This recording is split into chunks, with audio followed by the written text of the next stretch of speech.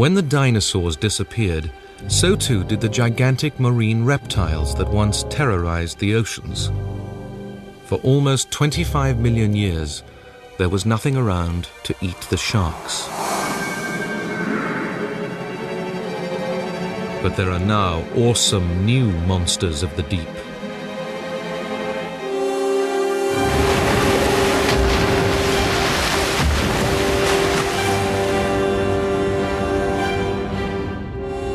The giant whales have arrived. Forget the gentle filter feeders of the 21st century. These days, every whale is a killer.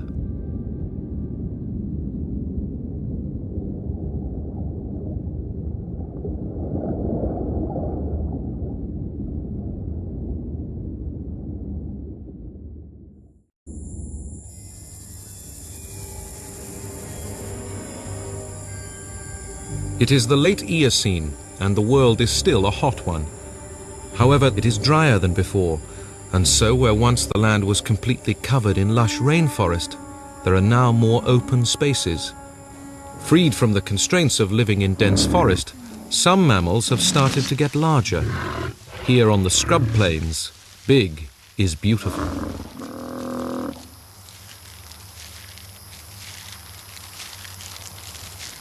These changes have not suited everyone. The large killer birds are no longer much in evidence, replaced on most continents by fearsome new mammal predators.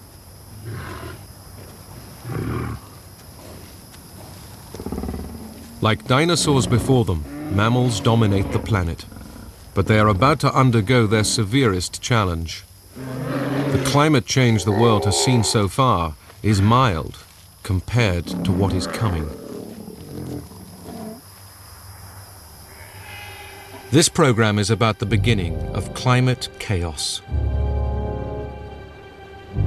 The problem starts not on land, but in the ocean, and affects even the mightiest of mammals. This is the legendary Tethys, a tropical sea that stretches almost halfway around the world and has connected Asia with the Atlantic since the time of the dinosaurs. It is now home to one of the mammals' biggest success stories.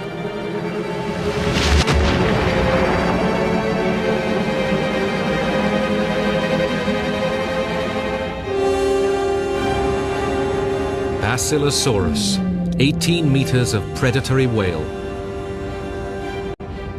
4 times the length of a great white shark. This female weighs 60 tons.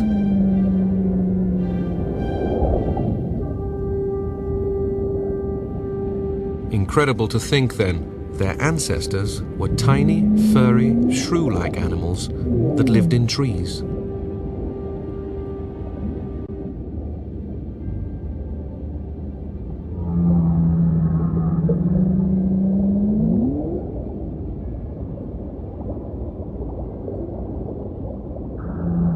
At this time of year off the coast of the northern Tethys, Basilosaurus gather to mate.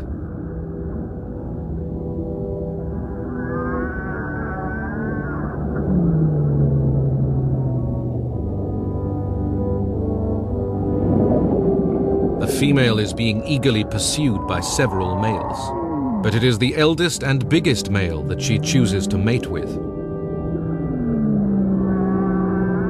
Mating is not an easy task for 2 such huge, free-floating animals. They need a little extra help. As the successful male maneuvers into position, he calls upon one small legacy of their distant land ancestors.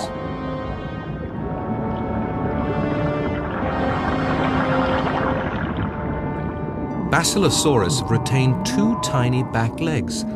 These are useless for walking or even swimming, but they are used to help lock their long, narrow bodies together during mating. The whales of the future will lose these legs altogether.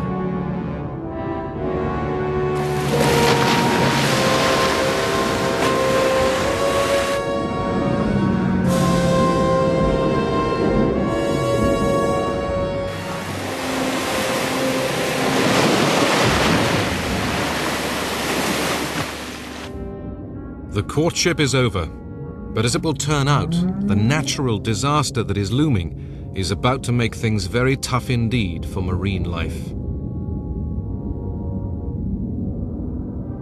This female's fate is being influenced by events far, far away in the Antarctic. For the first time in hundreds of millions of years, the sea is freezing at the poles, throwing ocean currents into turmoil. For a whale that needs on average 80 kilograms of food a day, the slightest change in fish stocks is bad news. She is at the top of a food chain that is about to collapse, and she has just become pregnant.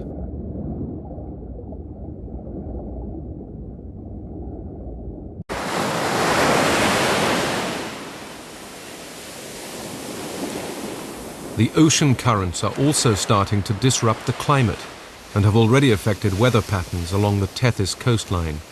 Many areas used to high rainfall have suffered prolonged drought this year.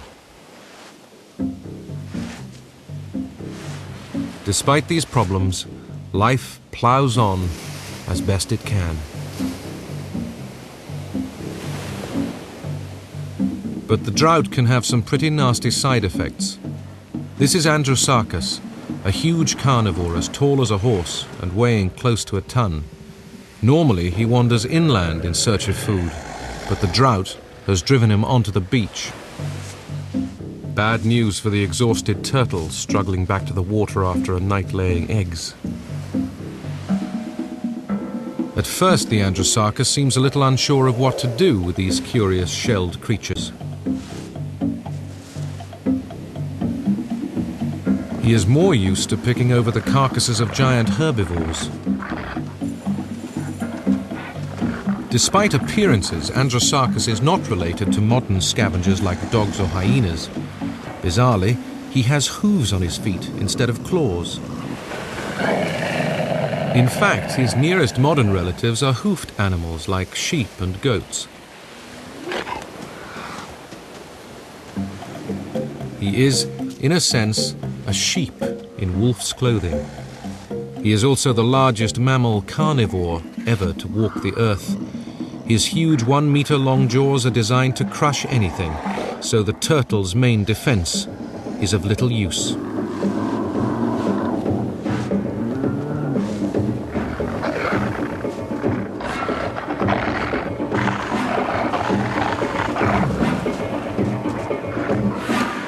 During droughts, scavengers often do well, but in the long run, the hoofed predators will not adapt quickly enough to changes in the climate. He is the last of a dying breed.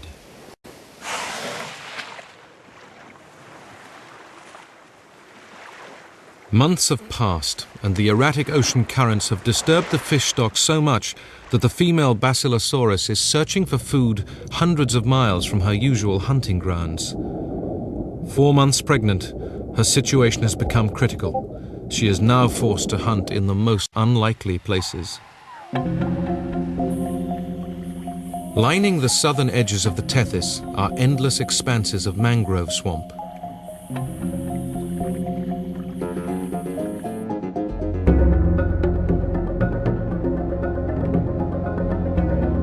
In the Eocene, it's a vast, thriving network of waterways. But believe it or not, you are looking at what will become one of the driest areas on the planet, the Sahara Desert.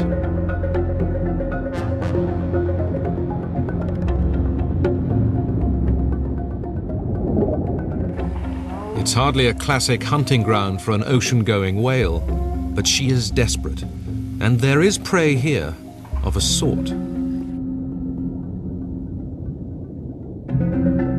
In the labyrinth of tidal channels, her size is a real handicap, but hunger draws her in. Watching from the branches above are primates. These are apidium that live in highly social groups, and word quickly gets around when a threat is spotted.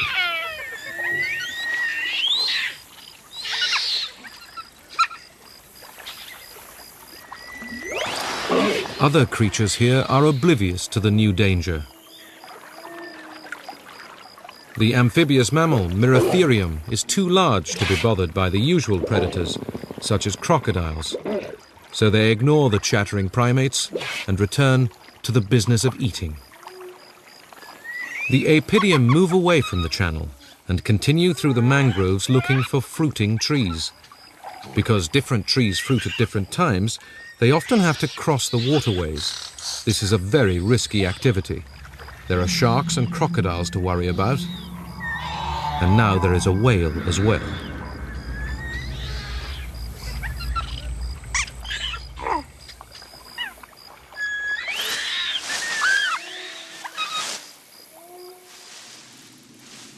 It's a leap of faith, but leaping is one thing apidium are very good at.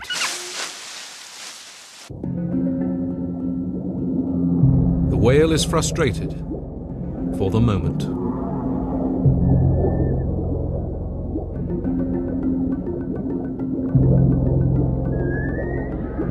With the rising tide, however, some waterways become too wide to jump, and the apidium have to find more hazardous ways across, closer to the water.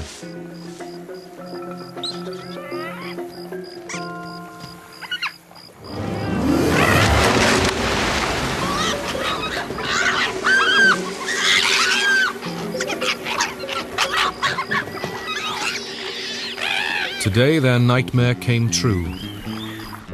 It was a shark. They certainly won't cross now. They'll have to wait for the tide to go down.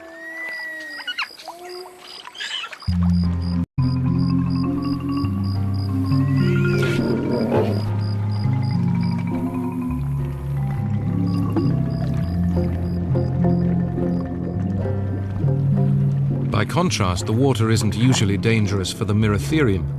They spend most of their day here. Although they are shaped like hippos and look a bit like pigs, Myritherium are related to neither. Look closely though, and the Myritherium's nose betrays its true family connection. The nostrils and lip have joined together to become one dexterous muscular unit, which helps them forage for food. This is in fact a type of trunk. These benign herbivores are early relatives of the elephant. At around 200 kilograms, they are too big for the sharks. One Myritherium heads off for pastures new. But he is heading straight for the jaws of the female Basilosaurus.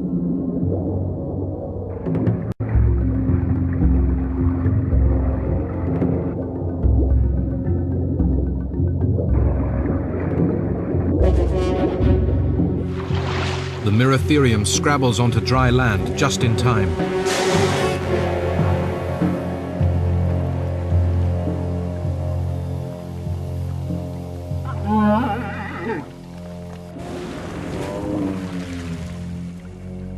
But the hungry Basilosaurus isn't about to give up yet.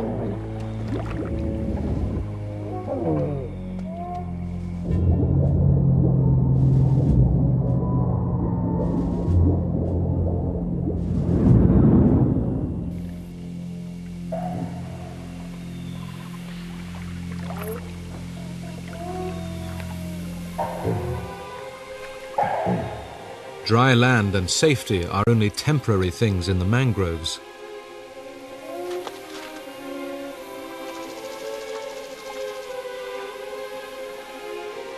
The water still has some way to rise, and most solid ground will become seabed in just a few hours' time as the high tide sweeps in.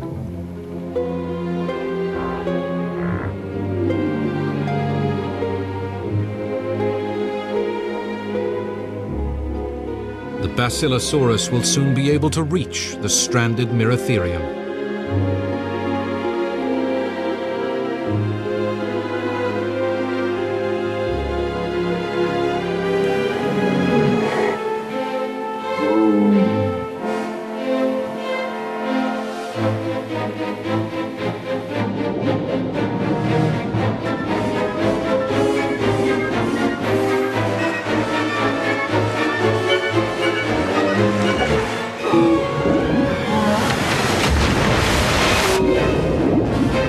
In her desperation, she has attacked too early and run aground.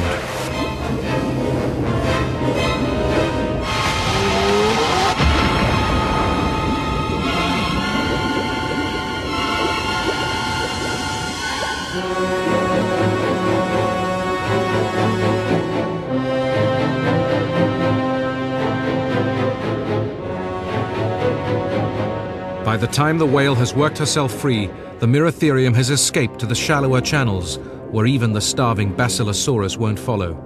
For the whale, the mangroves are turning out to be no better than the open sea.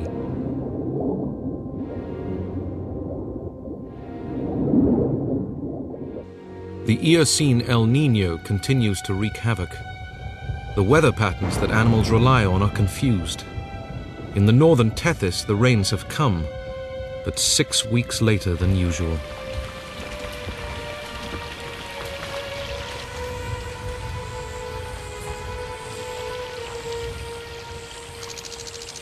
And then, instead of lasting months, they are over in a few weeks.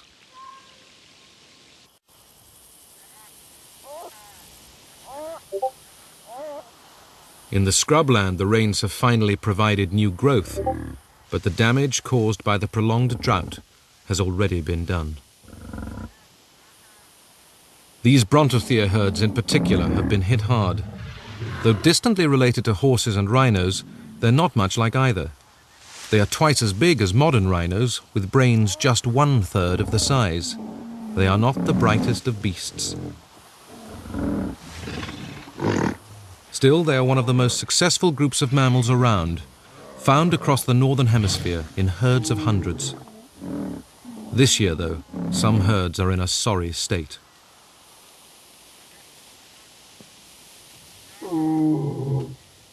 This should be a time for calving, but a high proportion are being stillborn.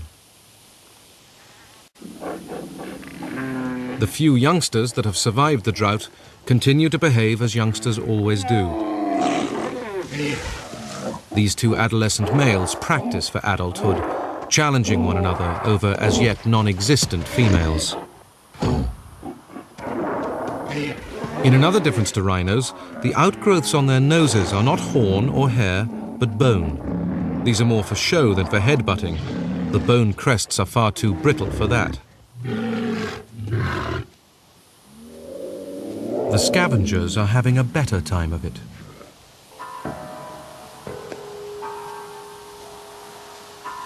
An Sarkis is trying to harass a mother Brontothea and get at her dead calf. The female, though, is being fiercely protective.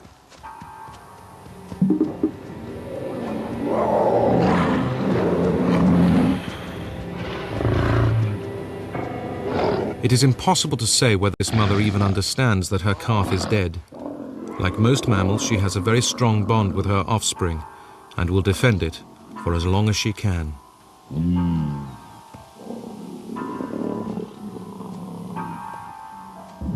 Now a second Sarkis has arrived.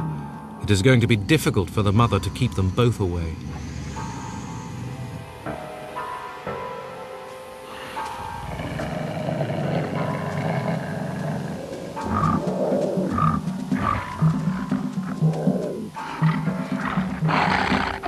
The first Sarkis seizes its chance.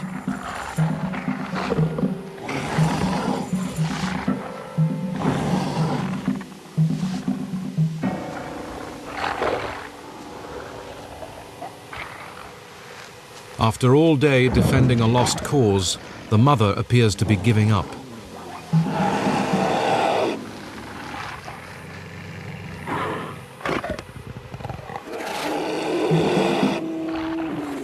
The scavengers aren't used to having to share the spoils.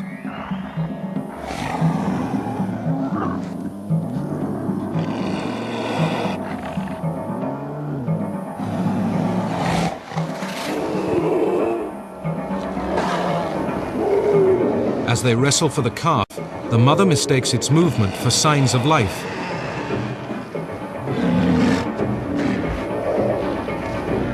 She is spurred into action again.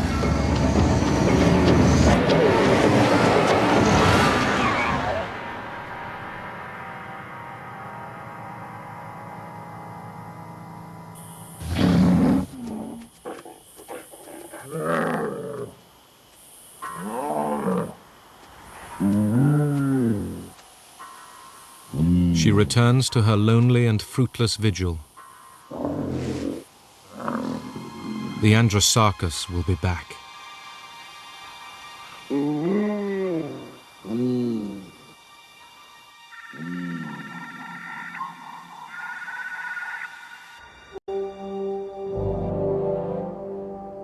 As the weeks pass, the environmental crisis at sea shows no sign of easing.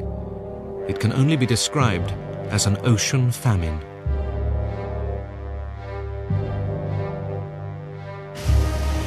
For the female Basilosaurus, who is now heavily pregnant, things are desperate. She is getting barely enough for herself to eat, never mind her unborn calf. With her limited fat reserves all but gone, her body will soon abort her offspring in order to preserve her own life.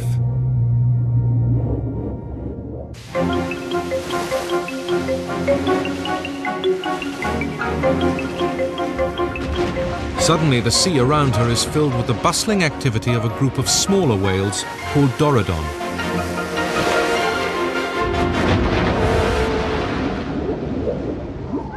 When Dorodon gather in numbers, it means that the females are about to give birth.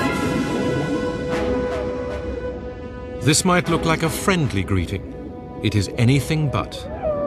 The smaller whales are mobbing the giant, using their numbers to try and force her away.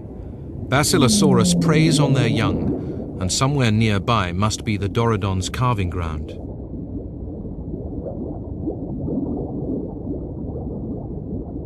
It appears as though she has been driven to the seabed, but there is method in her madness.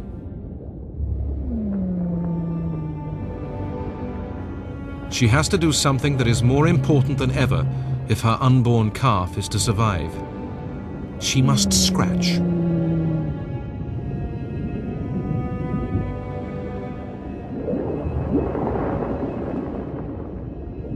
By dragging herself over a convenient sandbar, she can slough off the outer layer of her skin, and with it, any parasites or barnacles that may have got a foothold.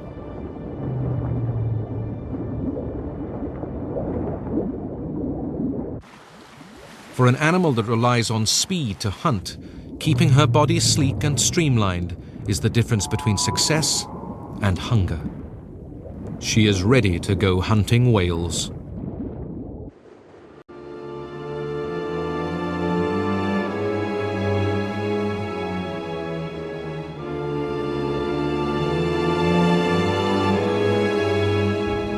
Every year, Dorodon gather in this calm, protected lagoon to give birth. The first calves are appearing, just a few days old. And already in mortal danger, the Basilosaurus has found the lagoon.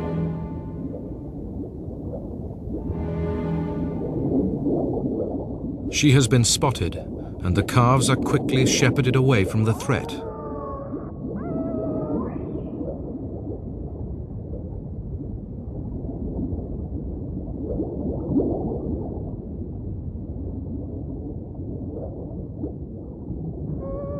Defending together, the adult Dorodon launch aggressive attacks against the Basilosaurus in an attempt to drive her off.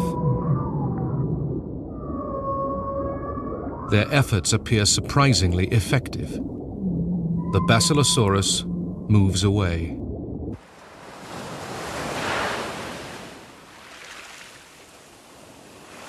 Calm is restored, but it won't last for long. This is a hungry mother.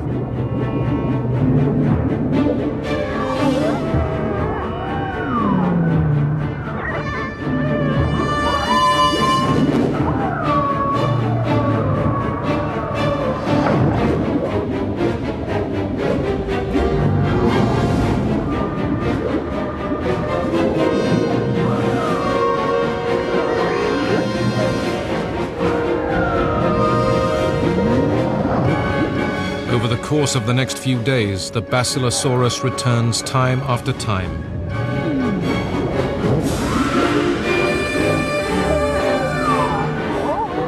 The lagoon is transformed from a sanctuary into a bloodbath.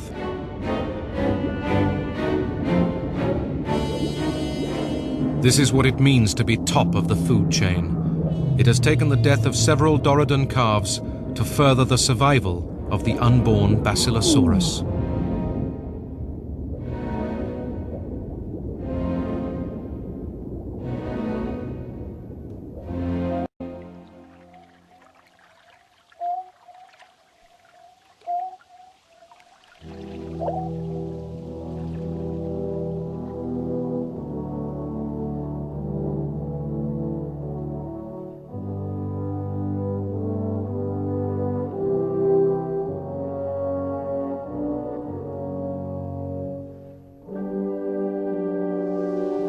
It has been a year since the female Basilosaurus mated. She is once again out in the open seas. But this time, she is not alone.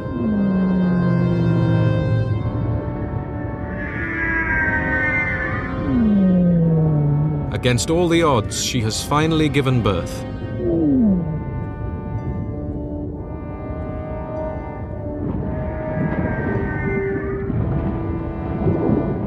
Against the odds, she and her calf have survived.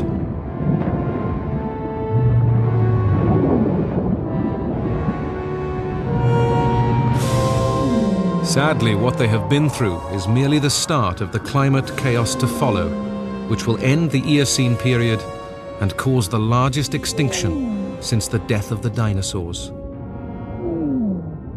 As devastating as any meteor will be the catastrophic disruption of the ocean's currents caused by the gradual freezing of Antarctica.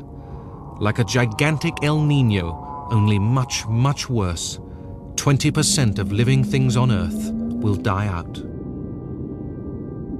Whales as a group will survive, but Basilosaurus and her kind will not be among them.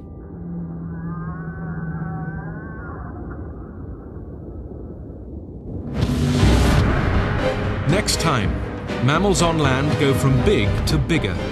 We will walk with the Indracotheres, mammals that rival in size the dinosaurs of old. It is a world of the big, the bad, and the ugly.